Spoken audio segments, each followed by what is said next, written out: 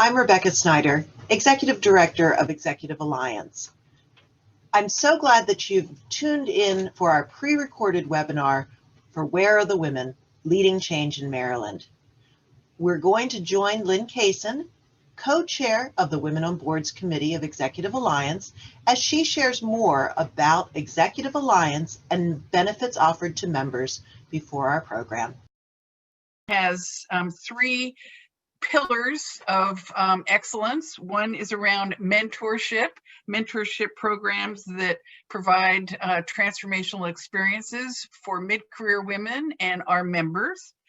We also are very actively ramping up an education program for our members and have brought forward new initiatives here in 2020, one of which includes a board-ready boot camp, which is really an opportunity for women here on the Executive Alliance membership roles to get ready for state commissions, private boards, public boards, and nonprofit boards. And what brings us today is advocacy. One of our missions is to talk to the board opportunities and the Green Bag Initiative opportunities here in the state. We also were very actively lobbying and behind the gender diversity bill that was passed in Maryland in 2019. And annually, we publish a Maryland Census report on the status of public companies in Maryland. Before we get going, I'd like to thank our partners. And we have an amazing group of partners that support the initiatives of Executive Alliance. Whiting Turner at the top of the list, T. Rowe Price, M&T Bank, PNC Bank, McCormick, BG&E, W.R. Grace, PK Law, Miles and Stockbridge, Venable, SunTrust, and the company that I'm a leader in, Stanton Chase. Now, today's program is a combination of a conversation. This is a panel discussion that will be moderated by Ellen Fish, who is a leader at Sandy Spring Bank here in Baltimore County. She has two amazing guests that are joining her in that conversation. First is Donna Staton, who is a member of Executive Alliance on the board of Howard Bank, which is a NASDAQ board. And then secondly is Dr. Freeman Hrabowski, who is the president of the University of Maryland, Baltimore County, and a longstanding leader in Maryland. And he is on two boards. One is the McCormick board, which is at New York Stock Exchange Company, and the board for T. Rowe Price, which is NASDAQ. They'll have a panel discussion which will run about 58 minutes. This was recorded so that we could provide you with a better quality program. We ask you to stay on and participate in a live Q&A, which will follow. And in that Q&A, Lisa Hayes and Rebecca Schneider will help move your questions forward through the chat. Donna Staton will be available to talk to you and respond to some of the topics and issues that they've discussed. So with having said that and welcoming you here today, I would like to turn it over to Ellen Fish. Thanks, Lynn. For over 12 years, Executive Alliance has published its census report that measures the number of women on boards of companies that are headquartered in Maryland and that are traded on the three major exchanges, the exchanges being NASDAQ, the New York Stock Exchange, and the American. In that time, we've really seen radical shifts in our state and in our society, especially when you look at 2020. So in our census report, there are 72 companies. The data that we're reporting on is taken from the company proxy statements and their annual filings, and it covers the period from July 1, 2018 through June 30th, 2019.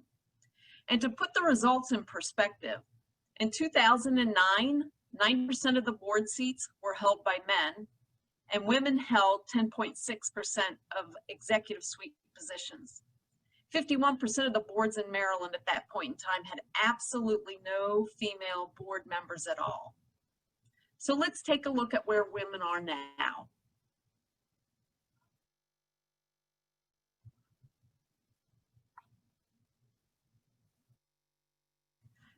As I mentioned, there are 72 public companies headquartered in Maryland that are on the 3 major exchanges, and we use the S&P 500 as a point of comparison to compare ourselves to national data and to assess how we're doing in Maryland.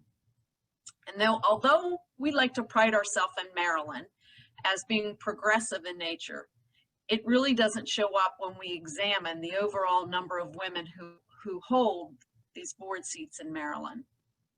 Women hold just 19% of the board seats in Maryland, which is below the national average of 26%. And when you look a little deeper, the data would also suggest that Maryland has token, if you will, female representation, meaning just one female board member, versus nationally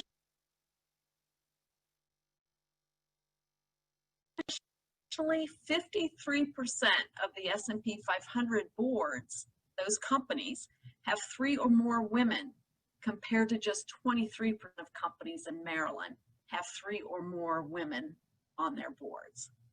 So we need to move from the token woman on a board, just one woman board director, to having a more equitable voice in the boardroom. I want to talk about a focus area of our census this year, and that is women of color. Nationally, women of color only hold 4.8% of board seats. And in Maryland, that number is very low at 2.8%.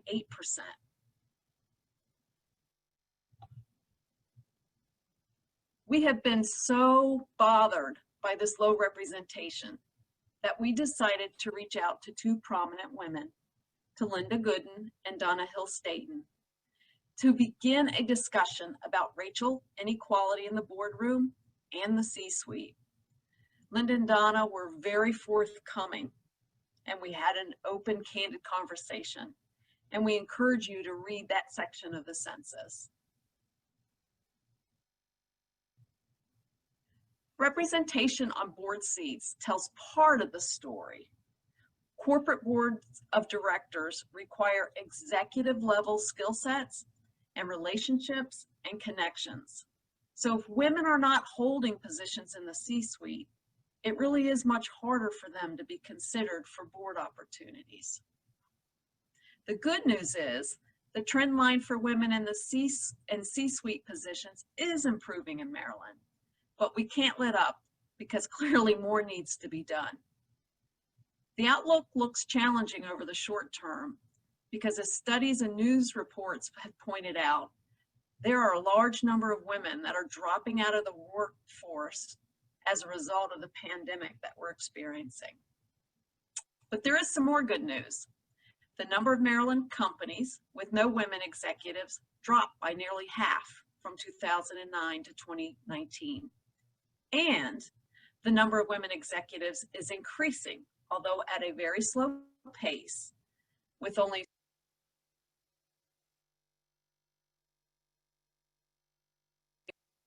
a 6.4% increase since 2009. There are bright spots. 15 of our Maryland companies make our 2020 metric. That is, they have 20%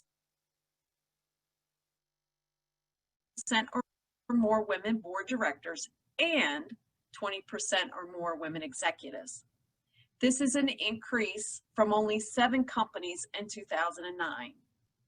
We recognize and we want to thank those companies who have supported gender diversity in both the boardroom and the C-suite.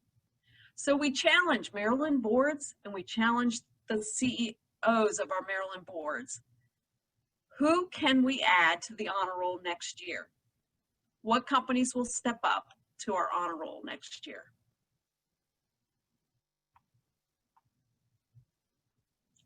Now, the census would not be possible without a fantastic committee, the Census Committee. And I want to give a special thank you to Megan Fish, Connie Hess, LaWanda Jenkins, Nancy Sloan, and Michelle Walsh. These women work tirelessly to accumulate all of the data that goes into the census report. A shout out to Bonnie Hennison Communications for their working on and designing the census. And thank you to our census sponsor, Sandy Spring Bank.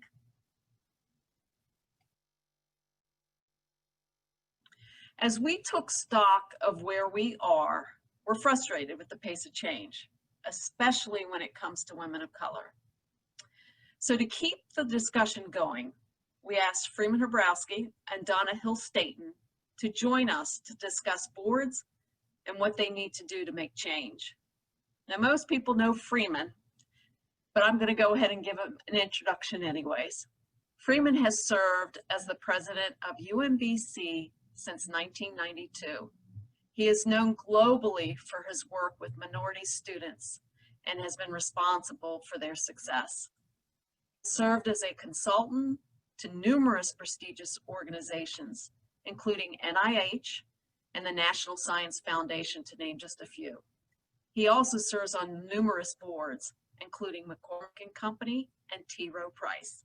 And I could go on and on with Freeman's introduction. And next, I'm going to introduce Donna Hill Staton. Donna is an attorney who has had a prestigious career, having served as Maryland Deputy Attorney General and Associate Judge for the Circuit Court for Howard County. She co-founded Decision Point Strategy Group, LLC, and this entity provides crisis prevention and mediation services. She is an experienced director and serves on Howard Bancorp, where she chairs corporate governance and nominating committee. We welcome both of you. The number of women on publicly traded boards headquartered in Maryland is 19%, compared to 26% for the S&P 500, and the number of women of color is dismal at 2.8% in Maryland, compared to 4.6%, which is still not a great number, for the S&P 500. Freeman, can you talk about why you feel we lag the national statistics in Maryland, and specifically, why do women of color hold so few board seats? Thanks, Helen. You know, I will tell you that one of our challenges is to make sure companies and the public in general understand the statistics that you just talked about, that there's a need for more awareness of just how dismal those numbers are. I am fortunate to be on a couple of boards that I would consider exemplary in bringing women to the board. We can always all do better, but McCormick and T. Rowe Price have been working to increase the number of women and women of color on both those boards. I have an African-American woman on the T. Rowe board and a Latina on the McCormick board, and there are several women. We're talking at least 3 women on each of those boards, and actually more than that on one. Now, this is what I would say to you. We all can do better, number one. Number 2, we need to know the statistics. Number 3, we need ways of identifying people who can serve on these boards, because there are qualities and there are experiences people are looking for. I chair governance at McCormick. And for example, often people are looking for those who've been in the C-suite, and that's one of the issues. Has someone had that high level experience as a CFO, a CEO? There's so few. So part of what we're seeing is a reflection of a larger challenge. It is great that we have more women who are the CEOs of Fortune 500, Fortune 1000 companies, but we still are not up to equity when thinking half and half. And for women of color, the numbers are even smaller. But we're also seeing boards now look at other experiences that can be very impressive when thinking about diversity beyond gender, beyond age and race, the notion of perspectives, depending on the nature of the company. And so one of the challenges for governance committees and boards and management of different companies is to look at those other categories, whether it's about somebody coming from a small business as a CEO, as an example, or someone who has had the CFO type of experience in a company. And so I would be challenging the corporate world in Maryland and in the country to have the hard discussions about the issues. and to talk about creative ways of identifying people who are out there, because there are people out there. It's the same experience with the university. Sometimes we say they don't exist because we haven't looked creatively to find them. There are pools of people out there who can be recruited to boards, far more than we've done right now. Interesting, because one of the follow-up questions I wanted to ask you was, how can diversity and inclusion be a priority for companies and businesses? When you look at, there are a lot of conflicting priorities, if you will. Yeah. You know, we're dealing with, from a market risk standpoint, tightening budgets. You know, COVID certainly has impacted the world. And you've just mentioned a couple things that businesses can do, and that is don't follow the traditional path, for lack of a better way of saying it, right, for filling board seats. Yes, yes. And working with search firms that have had some success. There are certain firms that have been very effective in identifying women, for example, and looking at track records. I mean, asking search firms, what has been your experience in attracting women, women of color, people of color to boards, of identifying candidates? Some search firms have been far more effective than others. And the other point I would make is sometimes asking people at high levels of professional achievement, whether who are people who are in management at different companies, or people who are on boards, for recommendations of people who can serve. Because there are networks of women, networks of people of color, that management and the board members may not know about. So those are ways that I would be suggesting. Donna, I'm also going to ask you, why do we lag the national statistics in Maryland, and specifically, why do women of color hold so few seats? Yeah, Ellen, I guess the numbers, I should say that they're a shock, but they really aren't. And I think that really is the $1 million question that every public company should be asking. Why do we lag? And I think the answer is going to be different depending on the company, but it really is a call to action. I don't know that I sitting here can say why XYZ company has this challenge, but I do think that that is the question they should be posing, and it should be one that they're asking in the boardroom. They should be looking around and saying, what is the issue? And the answer to that question is what I think will direct the response, because it's going to be different. If it's a situation where it just never occurred to them, you know, there's one challenge. If it's an issue where they're saying they don't know where to look, that's another challenge. Well, we don't want our excuses. We expect our companies to, when they are presented with challenges, to come up with a plan of action. And I think that that's what needs to happen here. Now, the overarching question always is, I think, have we made it a priority? And if you haven't done that, you know, then you've made everything else more difficult for yourself.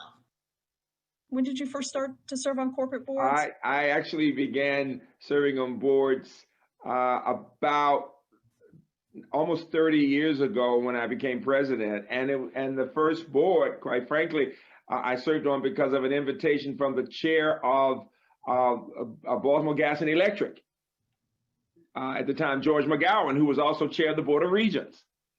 And it shows that relationship. That relationships make a difference. He and then Chris Poindexter are both leaders in our community and in Baltimore Gas and Electric, well before Constellation and Excellent and all of that. And they had made that decision, and so it was literally that kind of time frame for that board. And for McCormick, it was almost 20 years ago. So that's a long time. So you've seen change in that period of time. Yes. Can you talk a little bit about how if you will, the face of the boardroom has changed, and the pace of it? Is the pace of it too slow? Sure. Over that period, I've had a chance to look at the boards here in Maryland. In my first years, talking about the early 90s, it was a big deal when you got a woman and a Black on a board. And it still is, because there are many that don't have any still. We're now beginning to see more people of color, for example, and more women. We know that financial institutions had seen the study that talked about the effectiveness of having at least 3 women on boards. And so you're going to see at least 3. Now it's about getting to the next numbers. And we've done that, for example, at T-Row, amazingly, with people from the C-suites and just incredible people. But what I would say to you, in both cases, that as I look at our boards, when I was first on those boards, I found the numbers of people of color much smaller. Now I'm seeing more people of color on the boards and more women on the boards. And I'm fortunate to be on 2 company boards where we have gotten that point. And you are talking about larger numbers of women and people of color. But that is unusual in the state of Maryland. You heard the numbers, quite frankly, and we have a way to go. We are, and I for a long time, I would say we are more Southern than people realize. As you think about how do we compare with companies around the country, and you see that we are lagging and that the pace has not been as fast as possible. Assuming somebody's made it a priority, and when you say, oftentimes the response will be, we don't know where to find qualified women or qualified women of color.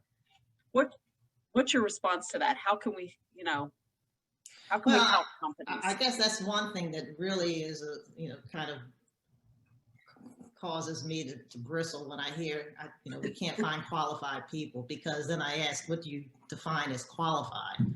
And, I think there's so many places to begin unpacking, what that looks like, because it's, there are plenty of qualified people. There are plenty of board ready people. What is your criteria in the first place?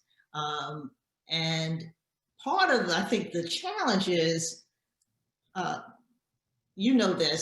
oftentimes the way people come to the attention of boards when they're looking for new directors is from the people who are already sitting around the table. And if the networks of those people are limited, then it will be harder to find folks if they themselves don't have networks, which include, diverse colleagues or diverse friends. So I think that that's something that they need to reflect upon.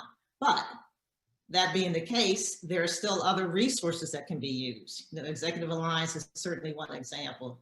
The Executive Leadership Council is another example. There are search firms that you can use. You can begin talking to people, because even though you may not know someone, I guarantee you that your colleague on another board knows someone, or someone within your own organization knows someone. So if you really want to find folks, you can begin by saying that out loud. This is what we want to do. It's a priority for our organization. We're going to focus on it. I don't think you'd find people in a situation where they need someone with a financial background to chair the audit committee. They're not going to say we can't find anyone. They're going to do what they need to do. If they can't find a person within their immediate vicinity, they're going to expand the geographic search. So it's really about going about and getting done what it is you say you're committed to doing. Yeah. So who would go into a sports analogy? Who would go into a game without having, the game plan in place? Yeah. Exactly. Yeah. Exactly. Yeah. So I also want to give you a chance to respond to this question. And you have served on boards over the years, not to date any of us.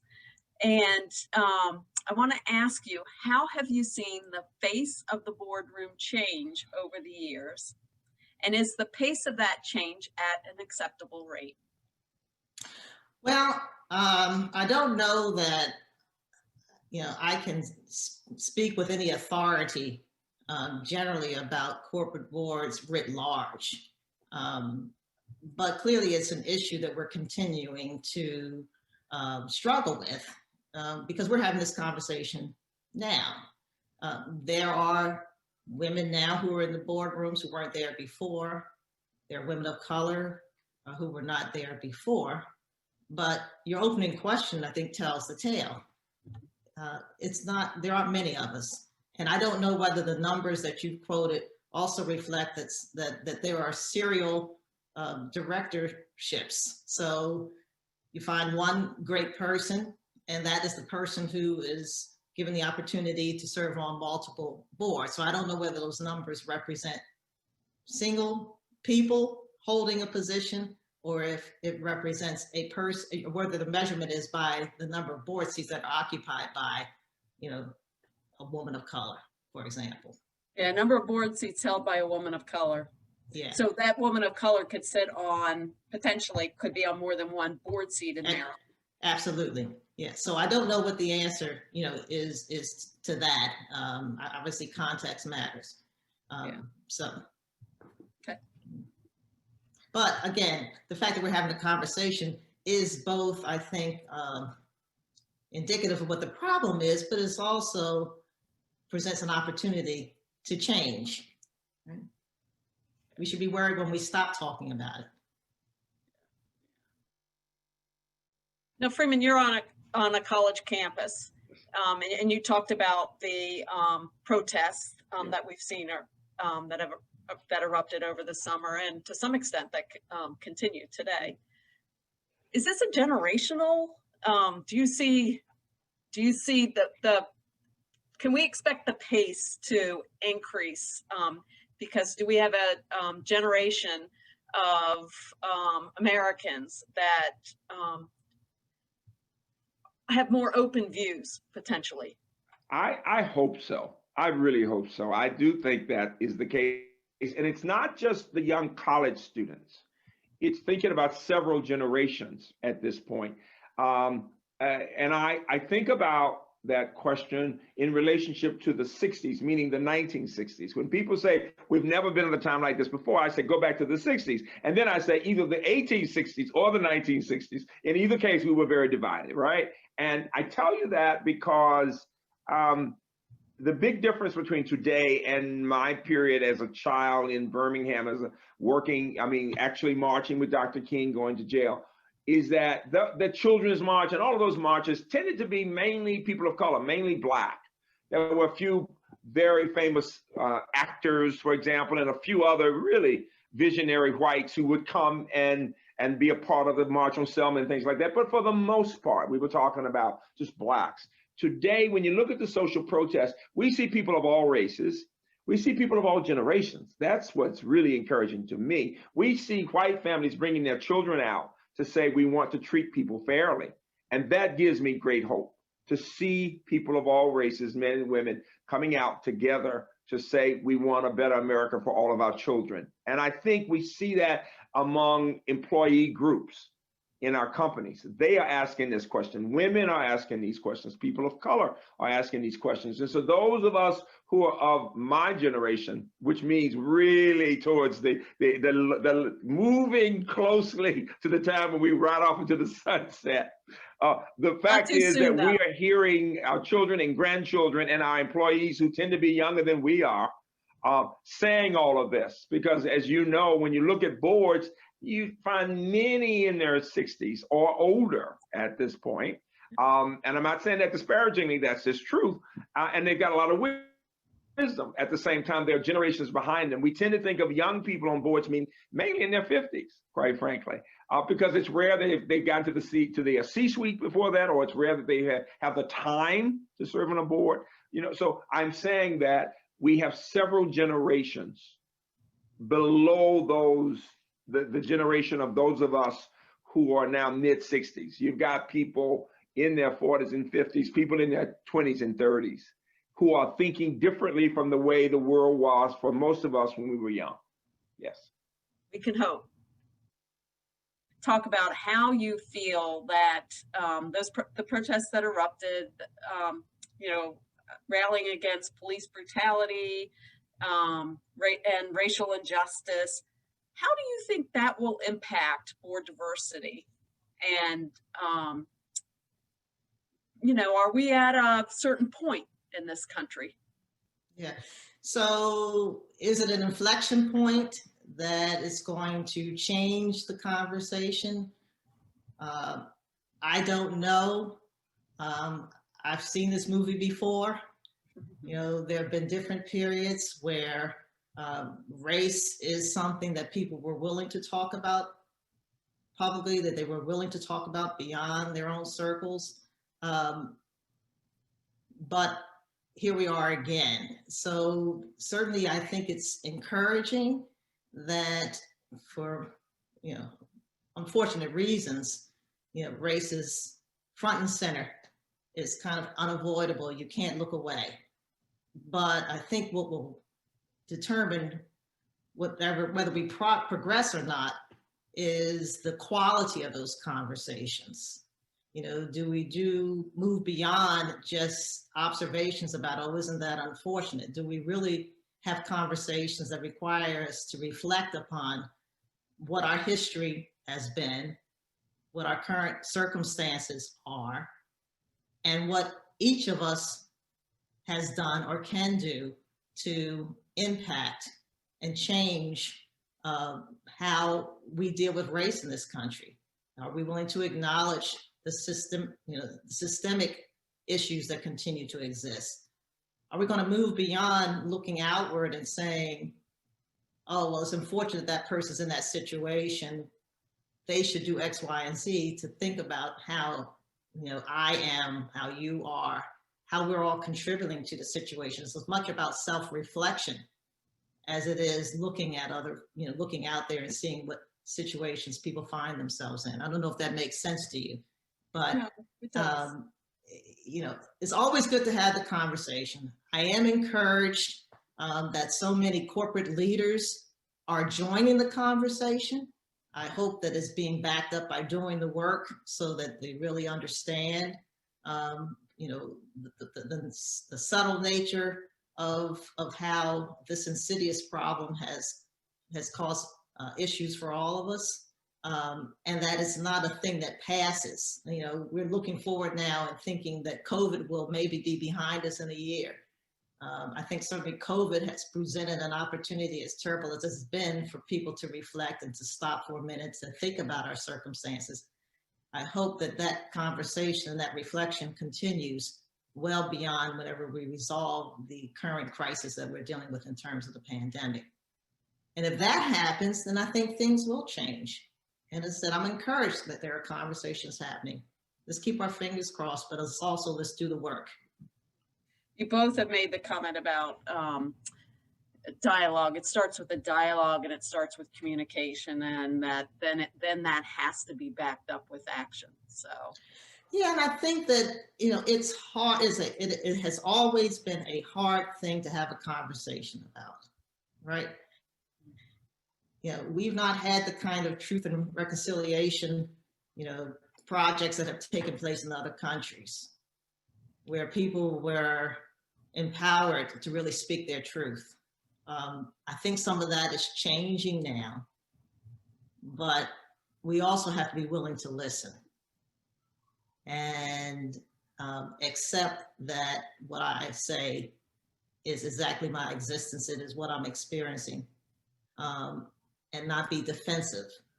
Because if we can't have real conversations, we can't have them outside of our own circles, then we're not going to make the kind of progress that we need to.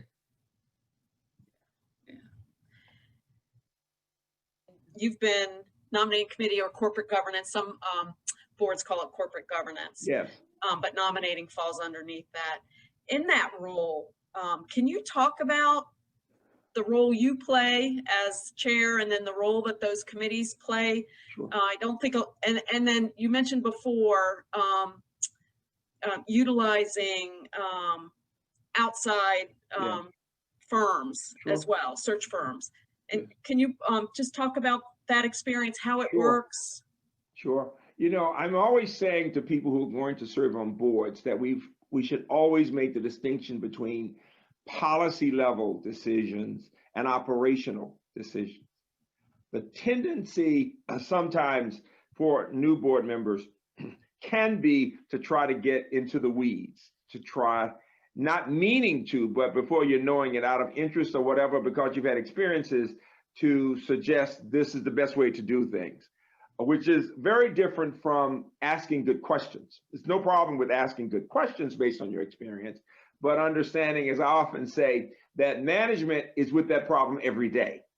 and we're looking at it occasionally, right? And so they bring something to the table that we don't. But with that said, in terms of nominating governance committees, for me as chair, I recognize that my role is to work with my fellow board members in looking at those topics that are appropriate for that committee based on best practices in governance, in the corporate world. And that means several things. It means working closely with management.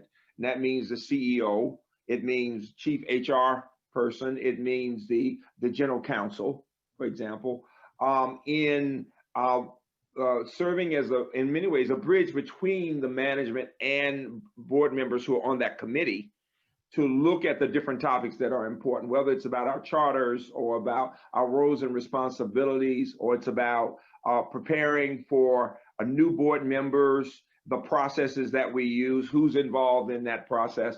And most important, it involves giving board members the opportunity to raise questions, make suggestions, and to listen carefully to the approach that management is considering on different topics. And for example, when thinking about the mix of board members, most boards now know that it's best practice to have a chart of some kind that will give you the mix of skills that you're looking for. You're looking for financial skills, technical skills, depending on the area, issues involving workforce, for example, sometimes and often with the companies I'm on, international experience, management and leadership experience as examples. And you're looking at the diversity of the board, and you're looking at the different perspectives of gender and race and ethnicity perspective, age, for example, experience, those kinds of things. And the goal always is to build consensus among board members and top management about the direction in which I was about to say the university, but the company is moving in all those areas. And to give people a chance to make honest comments, raise difficult questions, and to generate as much robust conversation as possible. Understanding this is a major part of our fiduciary responsibility. You've been involved with multiple boards, and you've also been involved from a nominating standpoint. What is it? Walk us through the process, and what is it that you look for? And what should, so from an advice standpoint, what should other nominating committee chairs or members? Yeah, sometimes it's called nominating committee, sometimes it's called corporate governance. Yeah, and sometimes you'll have the nominating function that's paired with governance, and sometimes it can even be paired, with compensation. So it just varies. But I think that, at least from my viewpoint, that the role is the same, and it's the responsibility of the committee that's handling nominations to manage the board refreshment process. And that process is one that doesn't start the minute that you say, I need somebody to do X. It's got to be something that's ongoing, that is a continual process where you are looking at the board, you're looking at the company, you're trying to make a determination about what skills set the board already possesses, what is needed to either support the work of the board or to support the work of the company, or usually it is really both. And then you look around the table and you say, is that skill set present here? And when I say skills, I should really speak in broader terms, because it is, specific skill sets, which could be something, like as I mentioned earlier, financial expertise. But it's also about whether you have sitting around the table a diversity of opinions and a diversity of experience, a diversity of background, because decisions that you have to make require all of that. So the nominating committee's responsibility is, again, to help build the board that is needed to provide the best kind of support, the best kind of direction, the best skills to help the company move forward. So that's the process. I mean, that's the structure, right? And in terms of how that happens, I'm sure everybody has their own process, but what I think is really important and I think is relevant to the discussion we're having today is you don't wait until you need somebody to start looking for somebody.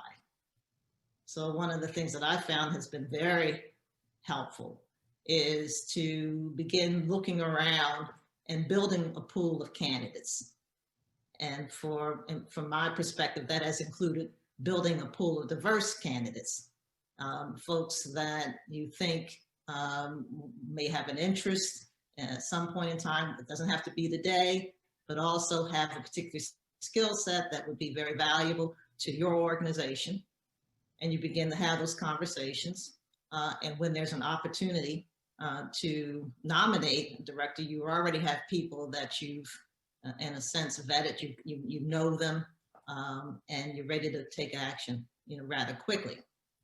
And I think that the board refreshment plan is also something that, it makes sense to build out. The business does a strategic plan. You can also have a board refreshment plan, so that you're thinking about, well, we know certain directors may be rolling off.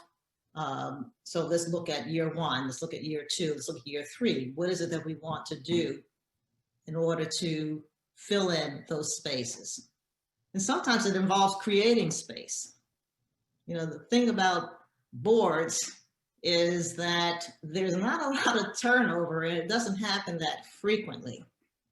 So that itself can present a challenge when you're talking about adding diversity to a board, if you know that you may not have people rolling off as quickly. And so you have to think strategically about, well, how do I make this work? And so those are some of the things that we do. How can diversity and inclusion be a priority for companies when businesses there's so much going on between COVID, market risk, tightening budgets, businesses more competitive today than it's ever been. How can diversity and inclusion be a priority for companies? Well, it's interesting because I think that,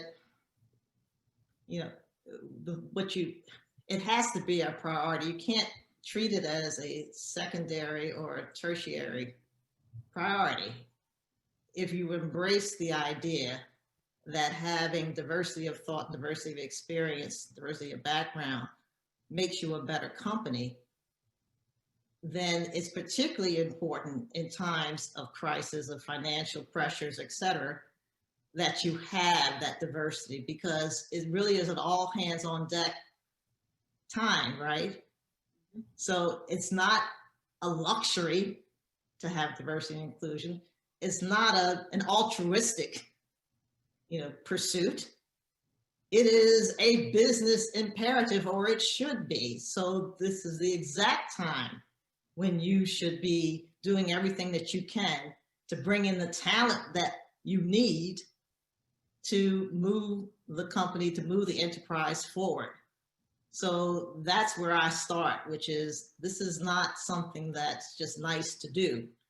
It is has to be part of our strategy. Right? And I think anytime in the business world, if you put things in the context of, our business strategy, that's when the best minds get to being creative about how to make things happen. If you say to people, this is going to improve our bottom line, this is going to help us, with our marketing, this is going to help us with our outreach, this is going to help us with our image, then people will think about a way to make it happen. What would you recommend? How do people raise their profile? You mentioned networking. Yes. I also think that as you have success being in publications, the companies I'm with have been recognized in different magazines for their improvement of and strengthening of strategies to increase the number of diverse candidates and actual board members, quite frankly, and then publicizing that a lot. And in publicizing success in recruiting diverse candidates, women, to management positions. I mean, in both the companies where I'm serving, we have brought on amazing women leaders who have been everything from chief strategists and now president of one of the companies to the CFO, you see, in positions where they had not served before, and seeing them succeed, because women and people of color want to know that people like themselves have come into the company and received the support that you'd expect, and that they are succeeding. Success breeds success. And so when people who are looking at serving on a board come to be recruited, they're going to look at two things. They're going to look at what's happening on the board itself. What's the board look like now? What are the board's interests? And when there are few, if any, people of color or women, they're going to want to talk to somebody about the company, about the board, and about management. And one of the approaches is just to look and see what's happening with diversity in the actual company. How are they doing there, and what's in their language? What do they use? What would they say are their achievements in this area? How honest are they about the need to improve? I mean, for all of us, universities and companies, I don't know of one institution or organization that can say we have arrived, because these are American issues and issues beyond our country, quite frankly. These are global issues, as we see. And so I think the level of honesty and transparency and giving people a chance to connect with people from groups, a lot of places, institutions now, organizations have affiliate groups of women, LGBTQ, people of color, of African Americans, Latino, and others, and getting a chance to see the level of robust activity involving diversity within the company at different levels can give people more confidence in the possibilities for the future. What advice could you give a woman of color in their efforts to get on a corporate board? It seems to me listening to not just people of color, but to other women, for women to listen to women. What did you do? What have been the experiences that have been most helpful to you?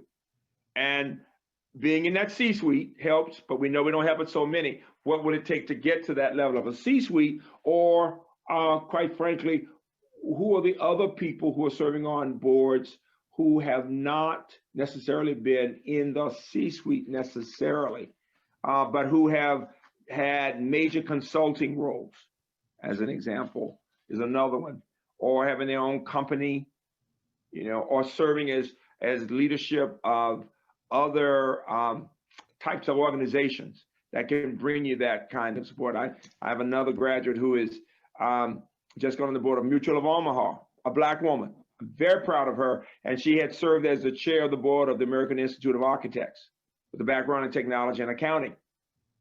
So, and I know she's always constantly asking people about their career paths. That you see all the time. Very important. Yes. You're a woman of color. So All my life. So what advice would you give other women of color to get on a corporate board? Well, that's a long discussion, because I think that it also begins with the thing I started this whole discussion about, which is, are boards open to bring in women who look like me, right?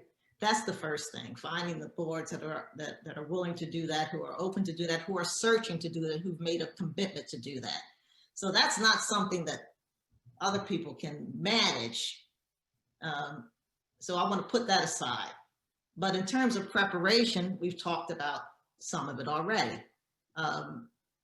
Think about what it is that you have in terms of skills, and think about entities or organizations where your skill sets might be a good fit. So I'm talking about substantive stuff now. Are you somebody who has a background in finance? So might a bank be a good place for you, a good match for you substantively? Are you someone who has experience in, I don't know, government contracting? So maybe someplace that does that kind of work would be a good fit. So there's that. But beyond that, it also would be important for you to leverage your own networks. Number one, make it known that this is something that you are interested in doing. And number two, make sure you understand the job, because being a director is a job. It's not one that you necessarily are going to see advertised, but it's a job. And so you would approach it the same way you do any other job search, which is, again, to do this matching of your interests and your skills, to make it known, to make sure that you have all of your, your resume together, and your LinkedIn profile. So that's, number two, you approach it as a job. Number three, look for other ways to expand your network by making yourself available to support and be on boards of not-for-profits, which are always looking for talented, committed folks to do the very important work that they do. And I can tell you that when we talked about networks earlier, oftentimes that is how people get recognized for opportunities for public company boards, because the director on one board has worked with you on another board, and they know the kind of job that you've done. And when the opportunity comes up to recommend somebody or nominate someone, you may be the person that they do. Another thing that I encourage people to do is think about the startup company, the business that has a future of growth ahead of it, where you might be on an advisory board. And they may not be able to pay you, but they certainly will appreciate you. But be a part of something new, and grow with the company. So that may be an opportunity. And this is something that certainly the younger generation is much better at doing than my generation was. But don't be afraid to promote yourself, to promote your brand, to do, writing, to accept opportunities to speak, to be active in political ventures, things that will get you out there so that people can see who you are, recognize the talent that you are. And perhaps there will be opportunities either through the people that you meet or the people who've seen you. So these are just some suggestions about what can be done. And I've said this before, when we were interviewing earlier, that it is a tough haul. There aren't a lot of seats. There isn't always much turnover. So I don't think that people are imagining the challenges. And it is a historic fact that it's been harder for minority folks to get some of these opportunities. And there are lots of reasons that explain that. And certainly racism historically has been part of that. So I don't want people to think that they're ignoring, that they are imagining the challenges. But that being said, I think that this is a great time. I am optimistic that we will see gains made.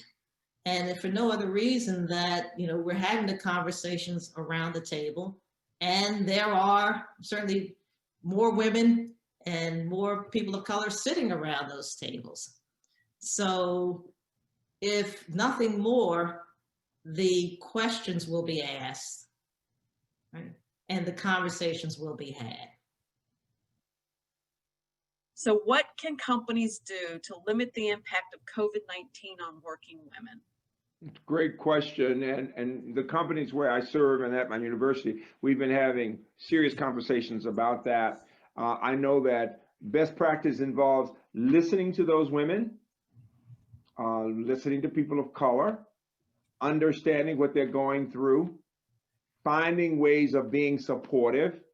We know that many women are facing family issues, family challenges with children. We know that. And I have seen, and I should say, one of the questions that any company should be asking is the board asking about these issues? Is the board wanting to know what management is doing? Can management talk about the approach that it's been taking to give people support from these different populations? And most important, is the management effective in helping those employees, senior leaders, first line workers, helping them to understand that people care and that we know what they're going through, or we have a sense of what they're going through. and that we will make adjustments as necessary, be as flexible as possible, as responsive as possible. And that's a broad answer, but I've seen that working in different ways in different places. It's very important. And it's important for boards to appreciate that the age factor here is really important. I'm saying we have to think about the fact that most boards are mainly older guys. Okay, older white guys. This is just reality. And but for us, regardless of race, the fact is that there is the need to make sure management is listening to young families. Family issues should be important as we think about work-life balance. But I think listening to people and getting a sense of what they're going through, and whenever possible, taking suggestions for ways to be supported, those kinds of things are really appreciated by an employee base, whether it's at a company or a university. Can you talk about what companies can do to limit the impact of COVID on working women? It's the statistics they're saying, the studies are saying that women are going to go back more than a century in our achievements because of the roles we've had to step into and away from as a result of COVID. Number one, actually hearing and listening when people are explaining what their plight is. You would think it wouldn't be necessary that everyone would understand and see what's going on, but it does kind of underscore what has been an existing problem or a challenge for women in the workforce all along, who still to this day remain the primary caregiver in many situations. I'm not going to say all, because I do think there have been changes. And it is, again, if there seems to have been an appreciation about the value that women bring to the workforce. And I think that it's going to be incumbent upon organizations to be strategic and intentional about what they do to provide the support that's needed so they can retain that talent. We don't want to have the talent drain. There will be a time where we will be back. You know, the economy will come back. People will be back in school. They will be back and ready to go back to work. And we don't want to put people in a situation where they aren't able to come back or they're not being welcomed back. If this is my observation, that a lot of how companies will do or how they will fare when COVID is over, when COVID is behind us, I think in part will be dictated by how they treated people during this period of stress. Because folks are watching and they're paying attention to the companies that are being good neighbors, that are being supportive of the communities. And they are repaying that with loyalty. I mean, you can see it just in, I'm thinking about, you know, organizations that have sprung up locally to try to provide food and other aid to people who are suffering as a result of COVID. And if you look at social media, you can see people saying, well, X number of company did this, so we're going to support them. And it's become a thing. And so I think it really does, it would bode well for any company to be mindful that people aren't going to just judge you, or they may judge you on how you behave now, and it may affect your bottom line in the future. So that's, you know, one thing. But again, it's about being intentional and recognizing that there are challenges and being creative about what you're going to do to help people. We don't come back fully if we can't support women and help them in their return to the workforce. We would lose a whole part of the economy that we've built up, and we can't afford to do that. So nobody wins in that scenario.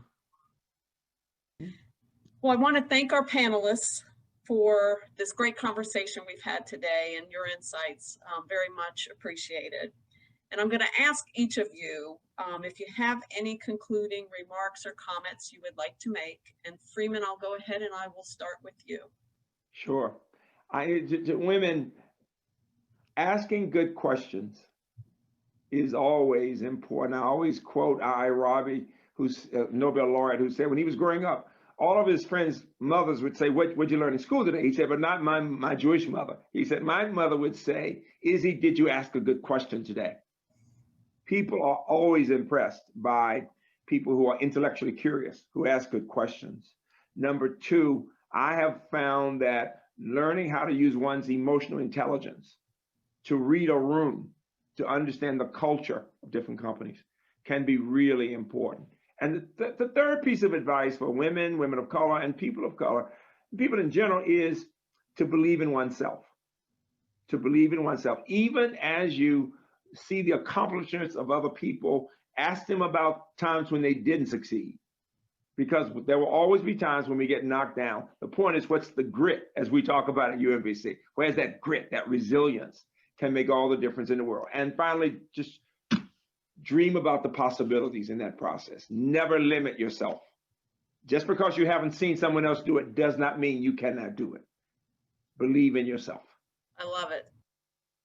I'm going to give you the opportunity if there are any closing comments or remarks that you would like to make. Yeah.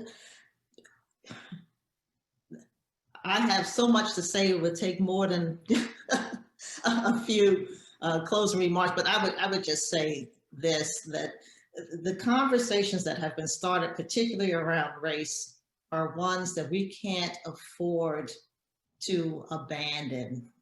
We've spent way too much time and too many years being polite and not having the hard conversations.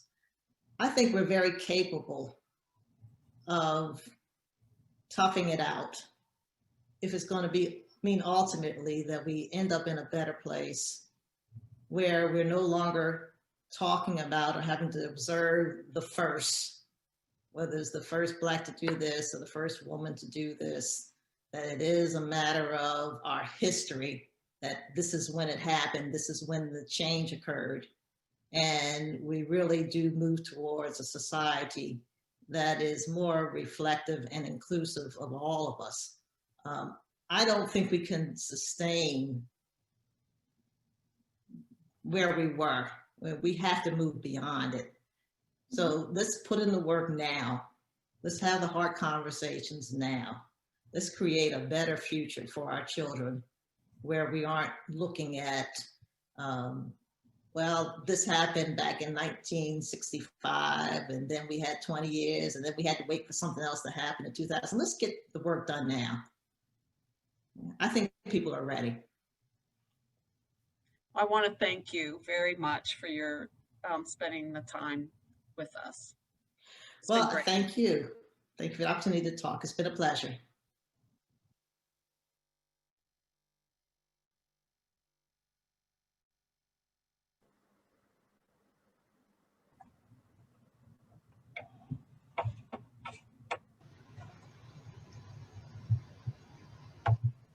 Welcome back. I'm Rebecca Snyder, Executive Director of Executive Alliance. I'd like to turn it over to Lisa Hayes, our board president, for our discussion portion.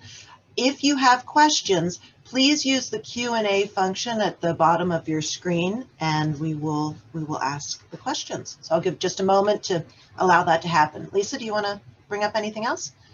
Sure. Hello, I am Lisa Hayes. I'm a Senior Wealth Strategist at PNC Wealth Management and Board President of Executive Alliance. We are so pleased to have you join us today. We hope you enjoyed the dialogue between Freeman Hrabowski, Donna Hill Staton, and Ellen Fish, and that you found it informative and encouraging. Now we will start our live Q&A with Donna and Ellen, and I would like to introduce Rebecca Snyder, who spoke a minute ago. She is our new Executive Director who just joined us in November, and we're really pleased to have her on board. So Rebecca, what is our first question? Our first question looks like it's for Donna, and the person asks, you talk about diversity of thought, experiences, and background. How does a board assure success in their recruiting and retention of diverse candidates?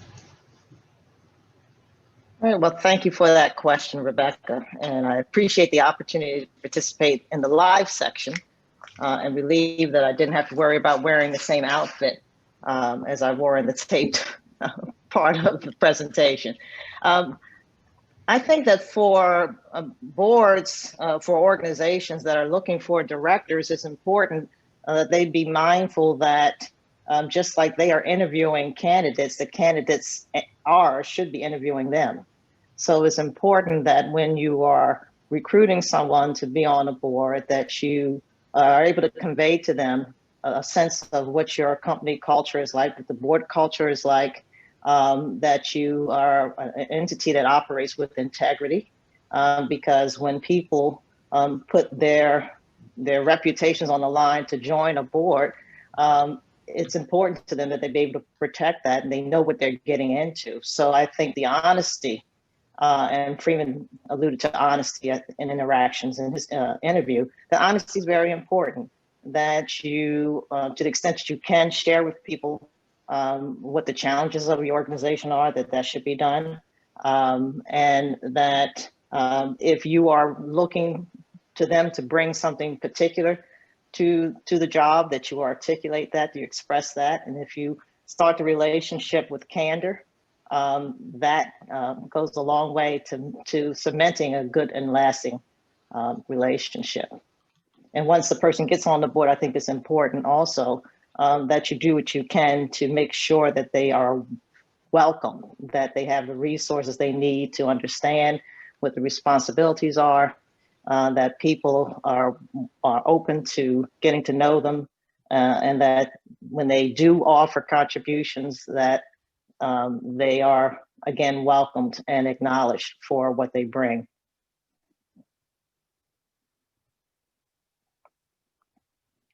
Thank you so much, Donna. Lisa or Ellen, do you have anything you want to add to that question? Okay. Our next question is kind of expanding on that theme, the need for diversity on boards, and really what women bring to, the question asks, what can you share more about what women bring to boards and why there's such a need for diversity?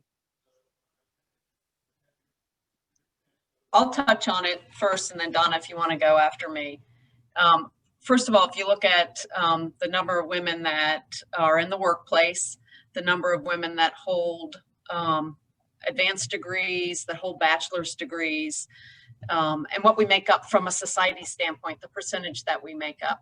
We're a very large voice, if you will, and it's very important if you're a corporate board to make sure that you know, you're representative of the voices that your products or your business is affiliated or associated with. So just from that pure standpoint, it's important to make sure that you're hearing from and that you have representation from those that make up such a large part of our buying power. And then if you put that aside, there's always, it's the right thing to do.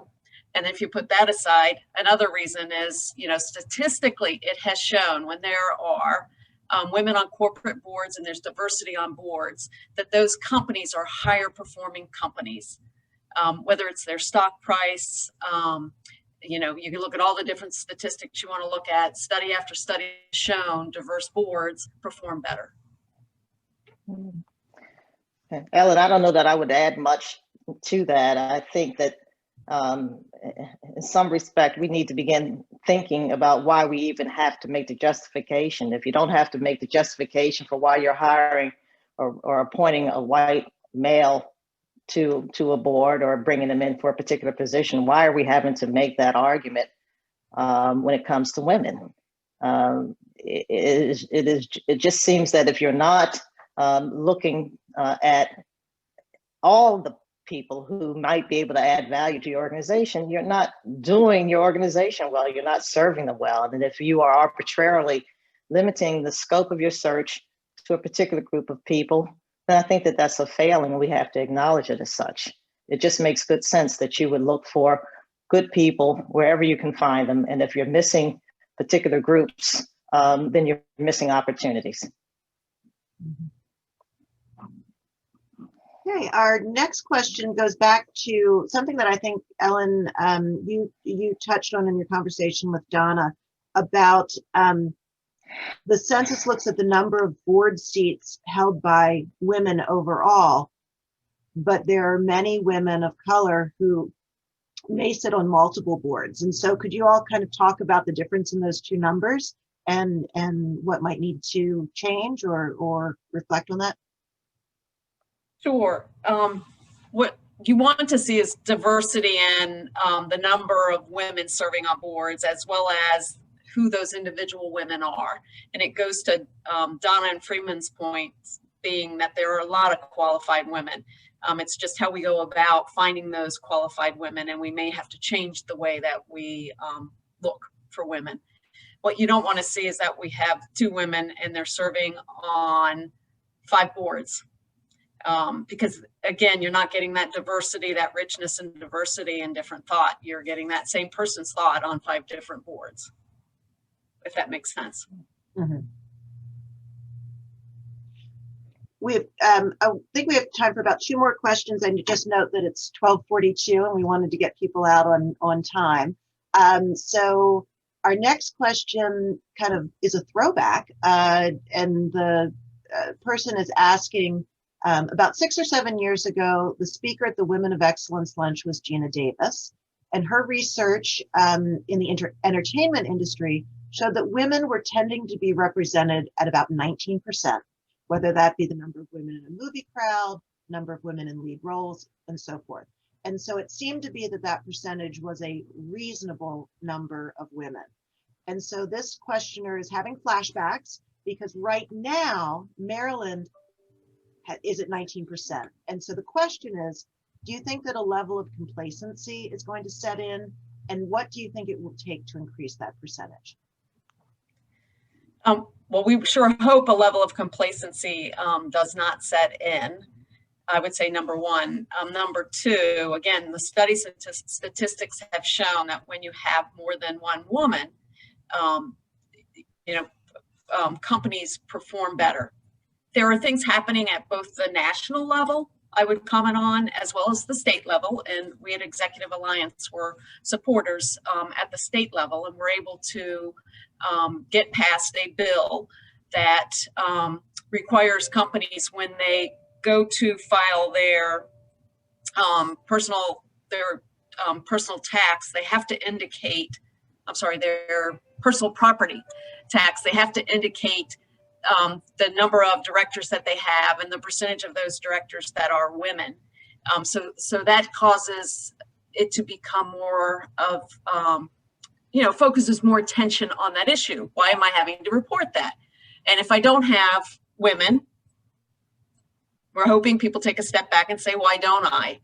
And then nationally, you look at states like California, who have mandated a number of women have to be on the corporate boards. And then we're also seeing, folks may have read that NASDAQ is looking at potentially requiring companies to have women on the boards. And if they don't, why don't they have women on their boards? So I think you're starting to see more momentum from a national standpoint. Other states are doing things, and globally, there are plenty of countries globally, Germany being one of them, that have put in requirements for women on boards, and if companies and a time period to get to that level, because what we don't want to have happen is that we're putting people on boards that are not qualified and are not able to contribute in a meaningful way. Well, I think that there are some other ways that, in addition to what Ellen has already said, I think that there are some other things that would work against us going backwards, although certainly historically, that has happened. But the fact is that we do have women sitting on boards, certainly in greater numbers now. We do have more women who are in executive positions. And so in that capacity, they have the ability to ensure that the conversation continues. So that matters. And I think that, to the extent that there are a lot of men who sit in these positions who have been allies, who understand the importance of growing the numbers and beginning to think very broadly and inclusively about who's represented and who's not, that will matter. But it can't be that you're looking at a percentage and saying, well, once we hit that percentage, that's good enough. I think that really more is a floor than a ceiling.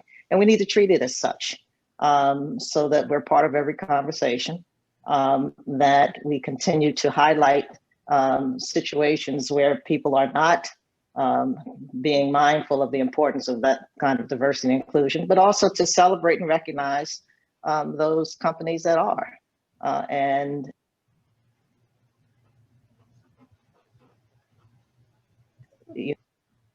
woman and a woman of color to our board. We welcomed her to the board. So I hope that, you know, we can serve as role models as other companies can also do that. So I think that there's something positive to look forward to. This is Lisa. I'd also like to say that if you look at women, just women in the workforce, I've been working for 40 years, and when it's easy to say we should be doing more, but if you look back at what it was like when I started, the world has changed. And it's clear from the census report that from 2009 to now, things have changed. So we are making progress. It just might not be as fast as we'd like, but we are moving forward. And our final question, actually, we'll have that go into our next slide where Lisa will tell us a little bit more about Executive Alliance. But our questioner is asking, how successful are organizations like Executive Alliance in helping women become viable candidates? So maybe Lisa, you can take that one and share just some details about our organization as we close. Yeah, so I think that's a great question. But one of the things the questionnaire asked was, you know, not everyone is maybe make it on a corporate board. And we realize that is our goal, to get everyone on a corporate board, but we realize that may not happen. So we are also working with people to get onto nonprofit boards or to increase the level of nonprofit board you're on. And we work very closely working with the state to get people on government boards. And government boards can actually be a great way to sort of transition from a nonprofit board into, I think, more of a corporate board, because it's a different kind of arrangement. So we are taking a lot of steps to try to improve people and move women up. I really want to thank Donna and Ellen for participating in this event today. And I want to thank our Census Report Committee and our executive directors, both past and present, for all the work that they did to make this event possible. For 27 years, we have been assisting women in Maryland and growing both personally and professionally through our efforts to get women on boards, our advocacy, and our successful mentoring program for mid-level women. And we encourage people, if you know people that would be appropriate for our mentoring program, that is also a way in which to make that step up into more board service. We have successfully evolved our organization to adapt to the pandemic so that we can continue to support our members and our mission. As was mentioned earlier, we're working on helping people get board-ready resumes, doing a board boot camp. We're going to be working with the data from the census next year and seeing where that can take us. So we're excited about the upcoming year. Our committee is actually already working on next year's census, and that will include information on private companies and nonprofits in addition to the public companies. And that is due to the passage of the gender diversity in the boardroom bill. So we feel that there's an opportunity at a broader level of companies. So we're hoping that right now, if women are thinking that they just are looking at larger boards, we think there's going to be broader opportunities for women at different levels of companies, and that'll open it up for more women to do board service. We are also next year going to address the impact of COVID-19 on professional women in 2020. I'm sure many of you have read articles that show that women have had to drop out of the workforce or not pursue their full potential because there's no way they can do it and still educate their kids at home and have everyone working in the same household. So we do feel that's going to have an impact on it, and we'll study that next year as well.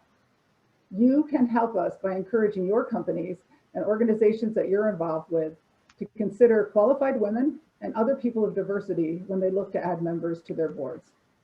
We all have so much to offer, and it will make a richer board experience for everyone. Please go to our website to learn more about the resources we offer both women and men, and please consider joining our mission. Thank you for joining us today, and enjoy the rest of your day.